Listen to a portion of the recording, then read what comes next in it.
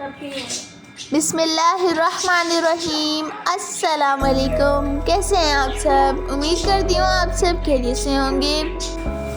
तो आज मैं आपके लिए पकोड़ों की रेसिपी लेकर आई हूँ। तो आपने इस रेसिपी को लाजमी ट्राई करना है, वीडियो का एंड तक लाजमी देखना है। तो चलिए बिना वक्त ज़ाया करे हम अपनी रेसिपी को बनाना स्टार्ट करते हैं।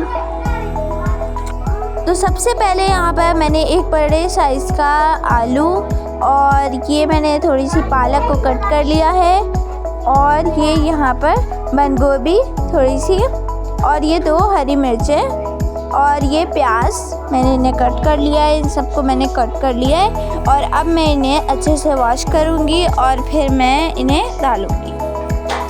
मैंने यहाँ पर सब्जियों को वॉश कर एक बर्तन के अंदर सारी सब्जियाँ डाल दी हैं, और अब मैं इनके अंदर मसाले ऐड करूँगी।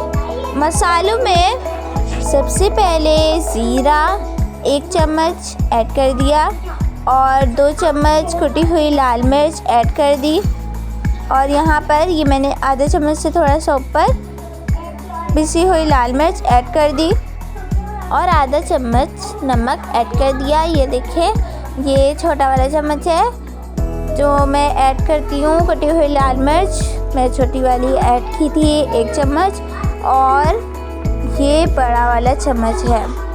ये देखिए, ये छोटा है और ये बड़ा है। मैं आपको दिखा दूँ कि मैं छोटा बड़ा बोलती हूँ तो कौन से वो छोटे बड़े चम्मच है। और यहाँ पर मैंने आधा चम्मच अजवाइन ऐड कर दी, और अब हम इनको अच्छे तरीके से मिक्स करेंगे।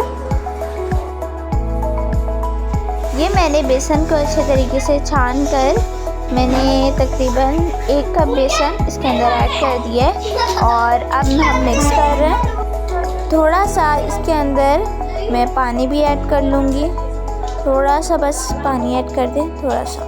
और अब आप अच्छे तरीके से मिक्स कर लें। आप हाथ की मदद से भी मिक्स कर सकते हैं। ये आधा चम्मच मीठा सोडा मैं ऐड कर रही हूँ, और अब हम हाथ की मदद से मिक्स करेंगे अच्छे तरीके से।